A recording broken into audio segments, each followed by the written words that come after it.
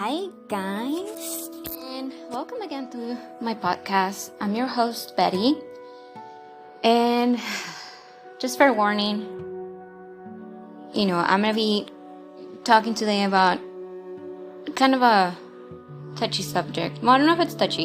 You guys, I've been talking to you about everything related to my mental health and things like that. So, something I had a little bump on the road this week with my family, and they were not very supportive of me and the decisions that I take about my mental health. So I wanted this episode to be not so much a rant, but I probably will tell you some of it at the end. I just wanted to talk first about how your family can impact your mental state, which is something that a lot of us, we don't even notice. It just happens. Like, there's a reason why people call certain things, Freud, because he based his theories and whatever. So in this case, there's a lot of ways our family influences the things we do, the things we like, and the way we do things. But also, there's a point in our lives that we decide, do I want to do the same thing because it worked on me, or do I want to change it because it's just not healthy? At some point, there's certain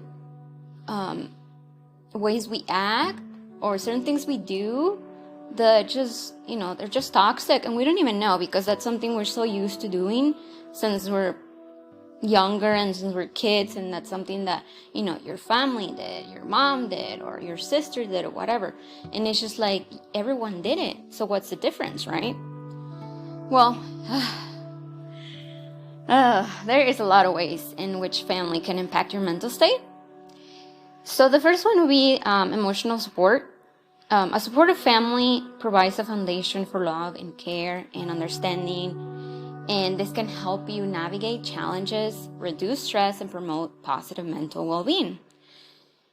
Also, role models and values. So family members, like I said, they usually often serve as role models, influencing our beliefs, our values, our attitudes, and this can shape the sense of self and impact how we perceive and manage the stressors.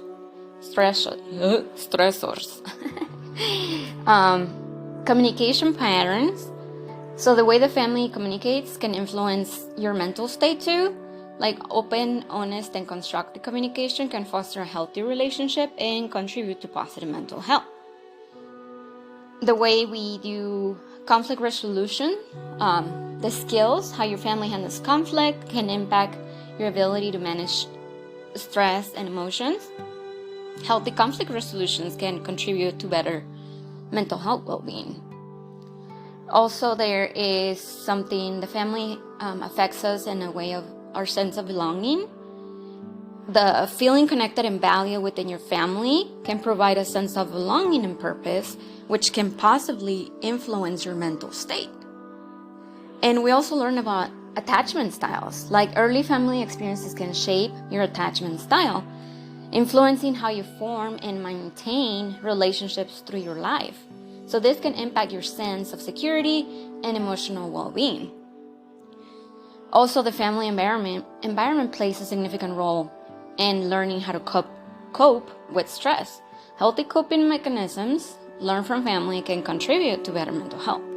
Right, we're saying like, this is all, this can contribute to better health, but not everybody gets this. And a lot of us, we just develop these things, or, in this case, like, it could be genetic factors that can influence mental health conditions. And it's important that we take into consideration the family's history of mental health. Also, we are all different, right? So cultural and social norms.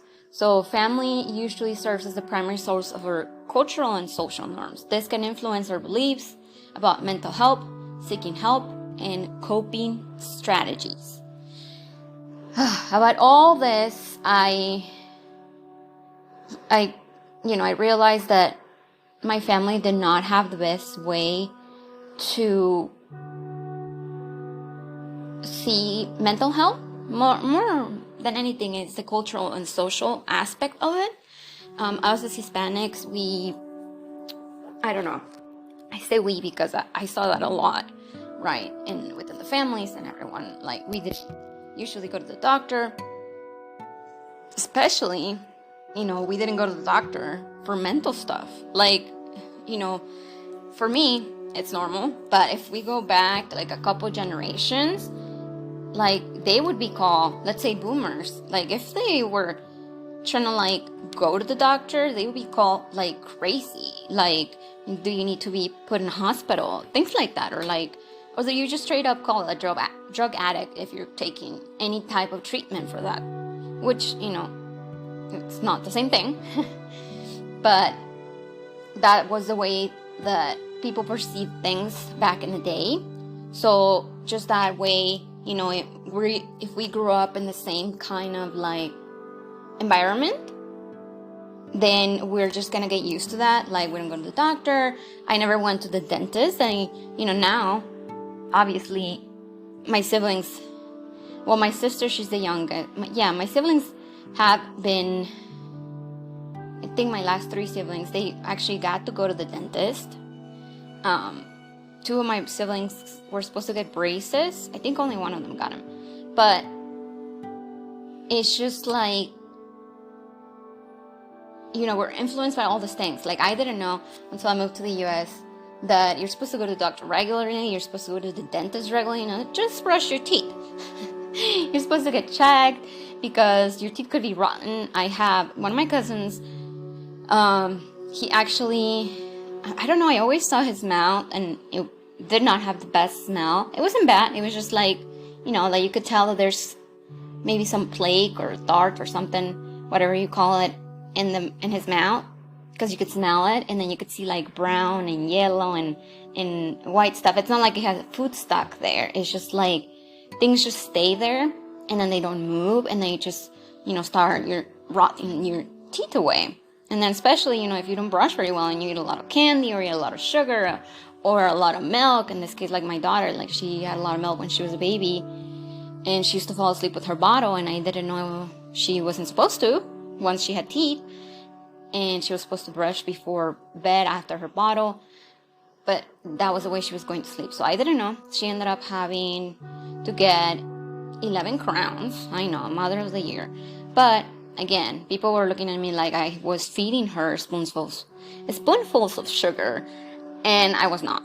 I wasn't even aware that the milk was a problem, that the milk could have done that. I didn't know anything. I was 22 years old, and being first-time mom on my own, trying to figure things out. So all I could do was rely on my doctors, right? Which I did, because they're the experts most of the time.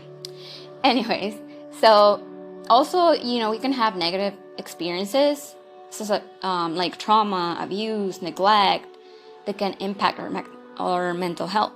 So this may require special support, therapy.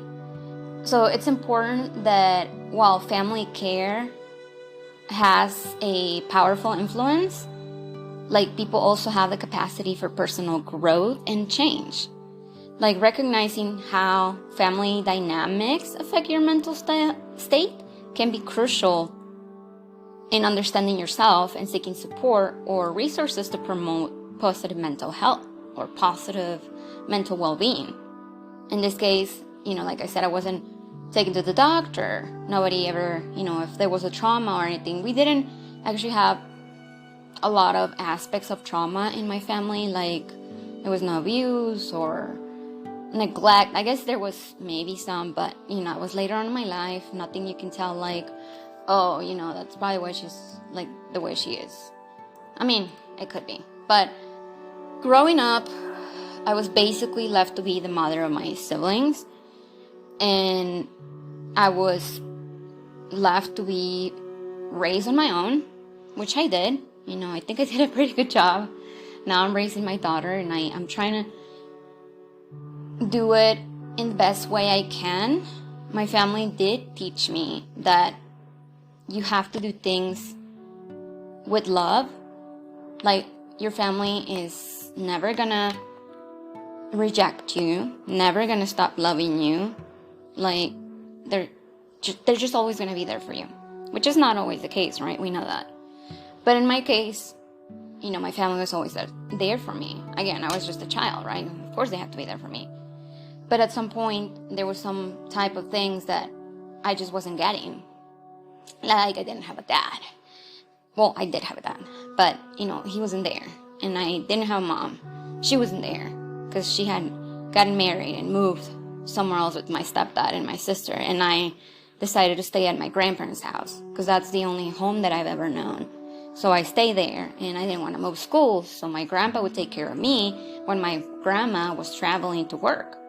So it was just me and my grandpa. And, obviously, he's a man. He cannot teach me a lot of women things, but he did a lot of things, to take care of the house and things that I just learned about how to take care of myself and how to do things. And again, if I would have had more female in my, more of a female person in my life that would have influenced the way I was growing up when I was a kid, maybe it would have been different for me. Like, I would have known how to cook and clean and do all those things earlier. Like, I barely now I know how to make 1, 2, maybe 3 things. I don't know. I don't know a lot of recipes. Like, I just Google everything. My mom would not let me do the dishes. When she finally moved back home, I was already 12. So I was a teenager. I was done. I was like, there's nothing else that you can... At this point, there's not a lot you're going to be able to change to me, because my own body is going to start having changes that I'm not going to be able to control, and you're not going to be able to control. So at that point, it was like, too late to have a mom. So when family puts you down for your mental health and decisions, it can have a significant emotional and psychological effect, which in turn can impact the brain. So our brain gets a stress response activation. So when we get constant criticism or negative feedback, it triggers the body's stress response. This leads to the release of stress hormones like cortisol and adrenaline.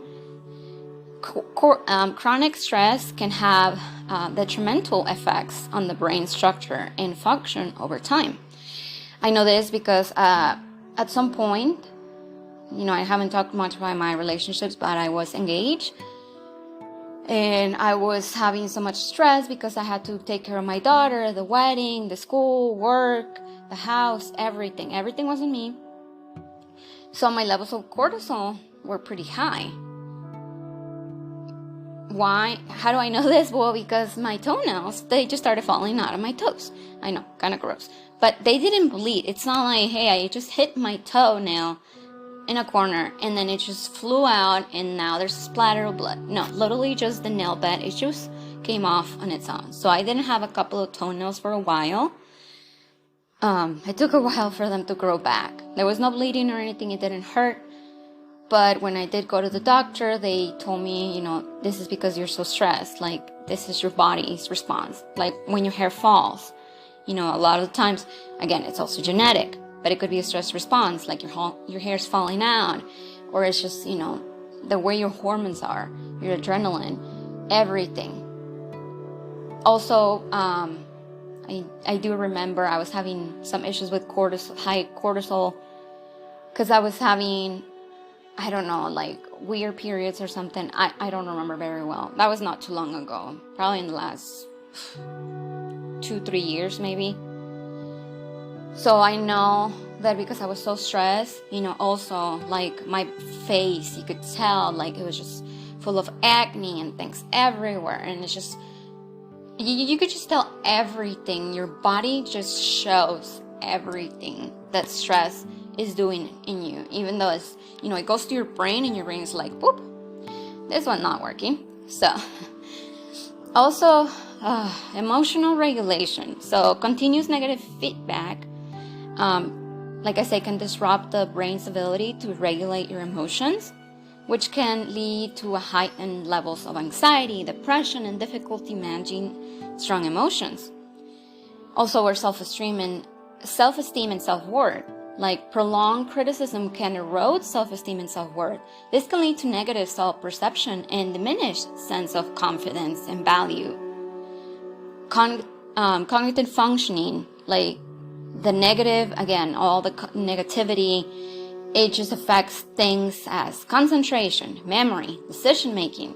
So this can hinder your ability to think clearly and make sound judgments. So at some point your brain, it's so under so much stress that it can no longer think, it can no longer remember, it can no longer just make decisions. Or if it does, it just has to like fight or flight, choose one, pick one now. And you know, you don't really think about what you're doing at the moment because it's just like fast. This fight or flight it's a horrible response to have. I live fight or flight. Like, I feel like I've been living fight or flight for the last, I don't know how many years. I don't know how long it's going to take for me to get rid of that. But, yeah. So, basically, everything that's negative, like negative beliefs, can shape a negative self-narrative. Also, the brain's neural pathways can be influenced by repeated negative experiences. So over time, these pathways may become wired for negative thinking and self-doubt because that's what we've been trained. Like, that's what we're being trained to think. Like, we're thinking negatively, and now at this point, you're like, oh yeah, you're right. You just see things differently. I pray myself as a positive person. Well, I actually speak very negatively about things like, oh no, if we do this, you know, like with COVID, like, oh, we could die, or we get sick, we could do this, we could get it to someone else. You know, all those things, they just fight or flight. It activated in a lot of us. So it was just crazy. And then, you know, we're just like here, like fight or flight, like all these thinkings. Then at some point we don't stop believing them and we cannot get out of them because it's just over time we're building these things that it's just like repeating and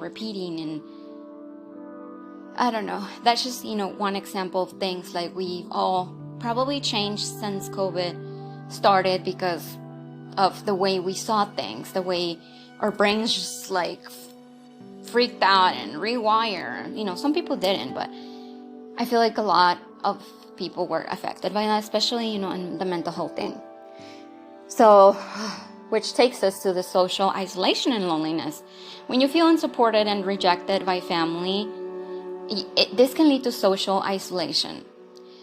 And this can result in feelings of loneliness, which can further contribute to mental health challenges. So if we have nobody to trust, nobody to lean on, we're always going to be, you know, just feeling lonely. And at some point we're going to be like, I think we're better off isolated because they don't even care. Or they don't even if they care, like they're not supporting me. They're not there for me. There is a difference between, you know, I care and I'm there. There's times, you know, like in my case where you live in a different country and you cannot be there for them, but you care and you try to have other people do things to help those other people who need help and do as much as you can. But in the mental health state, it's very difficult. It's not like, you know, I need money, can you send me money? No, in this case, I need happiness. Can you send me happiness? That's not exactly how it works, sadly. So at some point, we live in an environment where we just anticipate criticism or negativity, which can lead to hypervigilance. We're like always in this constant state of alertness that can contribute to heightened anxiety levels. And, you know, like I just mentioned, like there's public health, physical health implications. Prolonged stress and negative experiences can have a physical effect on the brain, potentially leading to increased risk of mental health disorders, even physical health issues. So it's crucial that we recognize the impact of the negative family dynamics on mental health and seek support, because this may involve setting boundaries, seeking therapy or counseling, and then surrounding yourself with supportive community, supportive people. Remember that you have the power to advocate for your own well-being and seek environments that nurture your mental health. So when family members consistently put you down for your mental health and decisions, it can have a very negative impact on your mental health. So, like I said, everything from stress, anxiety, physical things, and then we start looking for validations. Our family is supposed to be our number one supporter, right? And then we try to get support from them, and sometimes they don't even give it to us. Like if, somebody in my family thinks that the COVID vaccine was not helpful, and that's, their thought, and let's say I think that it is helpful, and, they don't want to get any more, of course I'm not going to make them. I mean, the government can make them, but I'm not going to make them. I'm not going to make them change their mind. I'm going to tell them my opinions, not to change their mind, but just so they can have an informed decision, and they can make their own decisions. But when somebody comes at you and tells you, you have to stop doing this, or you have to do this, or this is what you should do, when I am a grown woman, I'm 31, so I think I know at this point. I have an almost 10-year-old daughter that I've raised very well, I think, and believe. So when people question the way I take decisions, it's harsh. I get it if they're like, oh, well, you shouldn't be doing this, or you shouldn't do that, because, it's not good for you. And I do that. We all give this constructive criticism to friends, family, whatever. But the fact they come and tell you, you have to stop this because this is what happened to me, and this is what's going to happen to you, and this is how it works. Like, that's not how it works. Everybody's different. And here, I am trusting that my doctors have been able to give me the right treatment for what I need. At this point, I've been taking 2 different medications for depression. I've taken about 3-4 different doses of the medication. They switched me from one to the other because my dose was already getting too high and I was not getting the help. I was still feeling down, crying all the time, and these are things that I like I said, isolation. I isolated myself from my family to protect them, because I didn't want them to know that I'm struggling, and I don't want them to be worried about me when I know they cannot come here and see me and take care of me. And I know that I cannot just leave everything I have here and go and see them to another country. So it's just very difficult for me to try to tell them things, because I'm just going to be worried all the time. And then at some point you're going to be like, okay, this sounds like a broken record and it's not helping me. So I just tell my family the minimum. And based on that fact, they made their own assumptions about what I'm doing. And they told me what I should do. And I did not agree, because I consider myself a very smart person. And I don't take decisions lightly. I have in instances. But most of the time, and people know me, I like to take decisions based on a lot of research. Like, if I'm gonna leave my job, I have to research, what am I gonna do? What's gonna happen? What are my options? How am I gonna handle this? Like, there's a lot of things there. Like, if I'm gonna move to another town, what does need to happen? We have to sell the house. We have to pack our things. We have to move. We have to find a good place. Make sure there's, it's safe. Make sure there's schools, and, that get a job, whatever, all those things. There's so many things. I am a planner. I like to plan things. I don't like to just be like, hey, let's just go. again, there's instances where I was like, hey, you know what? We should just go here tomorrow. Because, yes. But it was not something that it was just like out of nowhere. It was something like we had planned for months, but we just couldn't make a decision. So at last minute, we just had to like rush to the decision and just take it, and sometimes those are good, but again, taking medication is not something that I take like lightly. So the fact that somebody thinks that medication for depression can put you in a hole worse than you are, that could be true. Yes, in instances I've seen it in people that they're just not okay. But also you have to consider, are you talking to your doctor? Are you telling them what are the side effects you're having from this medication? Are you telling them this is not working, that you don't feel okay? Because if you don't say that and then just straight cold turkey stop the medication, you're just going to think that all medications are the same. But that's not how it works. And I know a lot of us don't like going through changes in our bodies, which is something that I've struggled with, but also gotten used to. Because, I had a baby, and then I had to get all those hormones for, birth control, blah, blah, blah. And this changed my whole wiring. And then once I was a mom, my whole wiring changed more. And when you become a mom, everything changes in your brain. And then there's more things coming. There's things that leave. There's just the way you think, the way you do things. It's just different. So we keep getting rewired, I feel. Us as women, we just keep getting rewired. And then, at some point we go through menopause. And then there's more hormones or lack of thereof. And then it's just the whole thing. So support from people, it's very important when we're going through these things. Let's say I'm going through menopause and I tell the doctor and they give me the right things and whatever, and my family comes and tells me, oh, that's gonna give you cancer, or that's gonna make you this and that. Well, then that's where we wait. Is the benefits of this medication better than what it would be the effects of not taking it? If you ask me, in my case, personally, with my medications, I would always choose the medication. Why?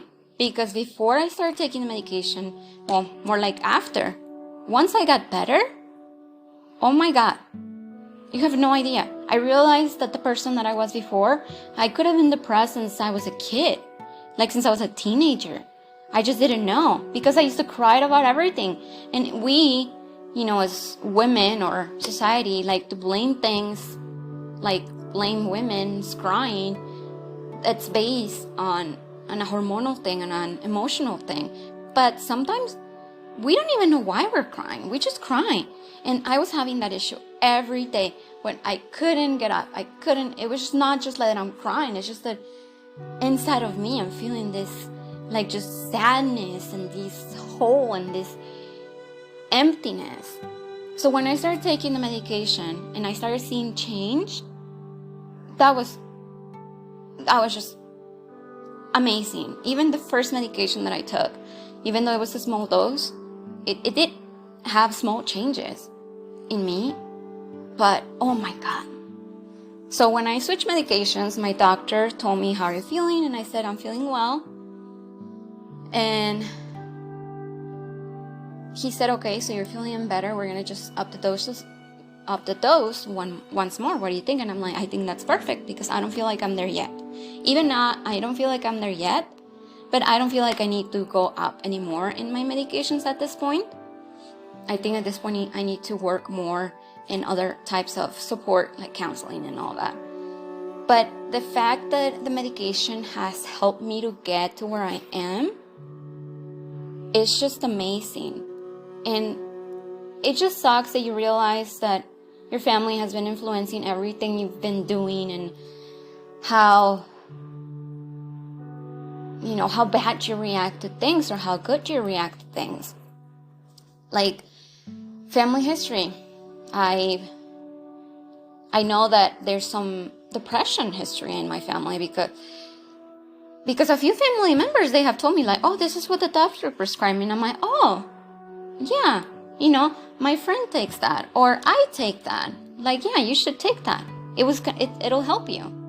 And then they're like, no, I'm not going to take that because that's probably not going to help me. And I'll probably get addicted. And then I'm not going to be able to leave it. And it's like, okay, there's a difference in between depression and anxiety. And then there's anxiety medications. And then there's benzos. Also, benzodiazepines, they have to be taken very carefully. They have to be controlled by a doctor. They have to be, they got to drug test you every so often to make sure you're not going over the doses, that you're not going over that, and especially that you're not becoming used to the medication, because at some point your body does get used to it and you need more and more, and that's when people start struggling. But some people they're just fine on them in the long term. Obviously not everyone. Like benzodiazepines are something that usually people are prescribed short term, but when your fight or flight response is always there, sometimes you need extra help. And there's other type of medications besides the benzodiazepines, but you also have to, take into account what are you taking for depression, what are the side effects, if it affects any of your other medications. So there's so many things to consider. I've done extensive research in medication for depression, for anxiety, side effects, things to do, things to look at. And if I think at the moment that made me go to the doctor and seek for help, that was just, I was just at the doctor there, and I just started sobbing and telling them about, I don't know, something about my day, and I just couldn't even stop crying. So they could tell that I was not okay. My family could tell that I was not okay. Well, I'd say family, but I mean the people that I live near, like people are around me, the people that saw me, my community saw me struggling, like really struggling. So now they see me and they're like, okay, she's not the greatest, because I'm still very introverted, and I like my own things. I like to be more on my own and stay at home and chill and things like that. But when I go into social situations, I have to be social. Like, I'm not trying to like put myself in a corner. But when I was depressed, people could tell that I would just go because I had to, and I would just sit there in a corner and not talking to anyone, just being on my phone. And it's not even that I wasn't interested. It was just like my brain was not in the right place. Like this weekend, after that thing that happened with my family where they didn't support me taking medication, we had a birthday party, and I didn't feel well enough to be there. I shut up. I gave them a gift. I, took the kids, and they stayed there for a little while, and then I left because I'm not in the mental state to be social. I was not at that point because I felt so down. I cried so much, and then it brought me so many memories of trauma. I said there's no trauma, but obviously there is some trauma. Things that my family said to me when I was a kid that really impacted my life. Like, there's this one thing that I was having chest pain, 10 years old. They take me to the doctor. Doctor said, don't drink coffee, soda, chocolate. I don't know what that means. Now I know it means reflux. So I've had reflux since then. And my family got upset and said, can you please not get sick again because it's very expensive? Which, to me, I didn't know how it affected me until I just keep reliving. Like, I keep reliving that moment where they told me that. And I'm like, okay, I understand that, but I don't think that's my burden to carry. Like, I'm 10 years old. What do you want me to do? So I never got sick again, obviously. But it's not something that I would tell my daughter, like, don't get sick because we don't have money. No. Like, us as parents, we find the money and we find what we need to get our kids better. Like, Okay, they might not get, new clothes or new toys or whatever, but their health, come on. It's just something that hit and stuck. And I get it. I lived in a poor environment, and now, I just pray for my niece, because she has kidney issues. She lives in Mexico, and she needs medication very often. She has to stay away from a lot of salty things or processed foods, and like a lot of things. She's not able to eat everything that a normal kid over there would be eating, because that could affect her health. And she's not, it's not good for her to get sick. It's not good for her to all these things, where you have to protect her more, and you have to protect yourself so that you can protect her. So I could not imagine, my sister telling my niece, like, oh no, you can't get sick because we can't pay for it. Like, no, there's always a way. Like, I don't know. I've supported my sister whenever she's needed it, because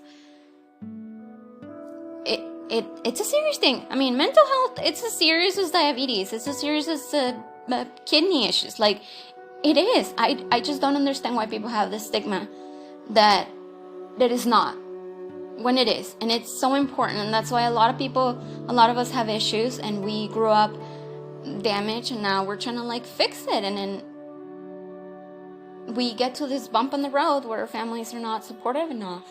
And that really hits. That really hurts.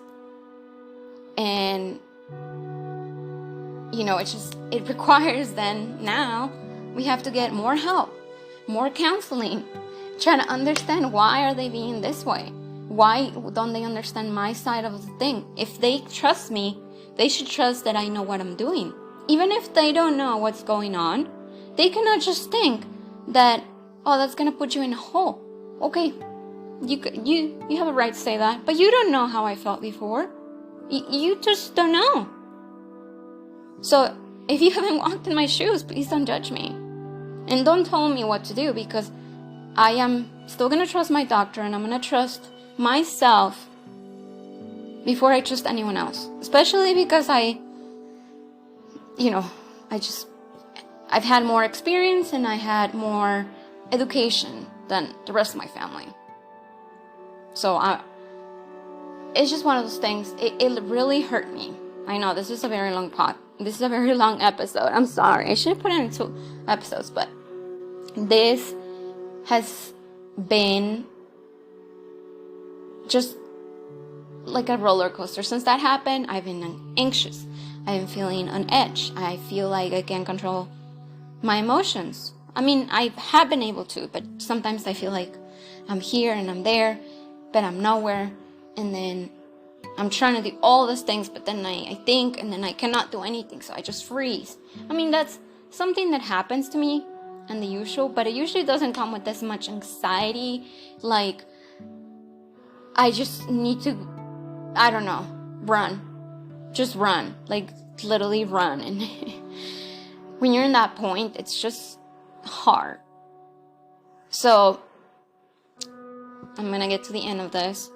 If you have family members that are struggling with their mental health, do what you can to help them. If they don't accept your help, if they don't accept your opinions, they are entitled to, but at least know that you try to give your input, which should always, like I said, should be constructive criticism. You should not be like, oh, this is what you have to do, because if not, you're gonna end up like this. Well, yeah, I mean, if you're like using heroin every day, yeah, but no, this is not the case. This is like me using insulin because my brain is not able to do something anymore that I need it to be done. So yes, I'm taking this medication because it's helping me supply that and get me to a better portion. Like, basically, the system, our systems are wired with serotonin and dopamine. And a lot of the depression medications, they have serotonin that acts kind of like as a replacement for the one you're missing. But even all this negative interactions with family and chronic exposure to this, it disrupts this. Like, at some point, we're like, why do I feel like this? And it's all because our serotonin or dopamine has been dying little by little, and it's become depression, and now we need help. So yes, I do believe that in my case, I'm okay with taking the medication. If anybody has a different opinion, that is the right. If anybody thinks otherwise, that's the right. That's your opinion. This is a free country. Everybody can do whatever. But don't try to force something onto someone when you haven't seen everything. If you see directly that yes, this person is doing this and it's not good for them because I see how they're acting, how they're reacting, yes, then, you go and put your cuchara over there. You just go and like tell them, hey, this is not okay. But if you don't see them and you just think because of something that you lived like 40 years ago, and you come and tell me that that's what's going to happen to me, that's not how it works. You have to see the whole thing before you can tell someone, what to do, which we shouldn't tell anyone what to do. But if you are going to tell someone what to do, you should at least know the whole story. Otherwise, just keep your, opinions to the point of where people need them and no more. Because a lot of people would just disengage from you because they don't need that type of negativity. I don't need that type of negativity. So at this point, I'm trying to work on me, on stop thinking about this. But it's just hard because they basically told me that maybe I should just walk it off, which that's sadly not how it works. So, maybe at some point, maybe there's things that would help me get better, but not that are going to replace what I'm missing, at least not at this moment in my life. So I'm going to continue to look for support, counseling, continue to take my medications, continue to do what is good for me, meditation, exercise, which, all these things I do, reading, just distracting myself, being with the kids, cleaning sometimes distracts me. Try to avoid all these negative interactions that no one needs. So if it doesn't bring you peace and love, it's just not worth it. So like I said, support anyone that's struggling with mental health. Check on your loved ones, even the ones that seem to be okay, because sometimes they're struggling. And maybe the fact that you care, that you worry about them, that's going to be enough for them to feel a little bit better. But don't put people down, because sometimes we just don't know that we have opened our mouth too much, which I've done several times. But we have to be understanding and say where we're coming from. So, guys, you have to support your people. Take care of each other. Take care of yourself. And more than anything, love yourself. And, if you need help, I'm here. There's places you can go. There's places you can call. There's in the US, there is the Suicide and Crisis Lifeline. If you need help today, they're available 24 hours. I think the number is 988. There's other national numbers for suicide lines and helplines. Like I said, I've said it before, if you need help, there's always someone who can help. If you think that there's literally no one that can help yourself. Think, how can I get out of this? Or how can I seek help? If what you have gotten so far is not helping, look for something else. Don't give yourself up. I know it's hard. it's harder to do than say it, because I know I've hit rock bottom. I've done things and I just know it's hard. But there's always someone there for you. Believe me. If it's not your family, it might be your neighbor. If it's not your neighbor, it might be a coworker, it might be a friend, it might be somebody just walking off the street. There's people that sometimes just come in our lives and change them with just their advice. And then there's also advice that it's unrequired and unnecessary, and we don't need that. So stay positive. I love you guys. I hope that you made it to the end of the episode, for real, because this is really something that was eating me this week, and I really wanted to share with you. So I love you guys. Stay, follow, subscribe, and I'll see you on the next one. Bye guys.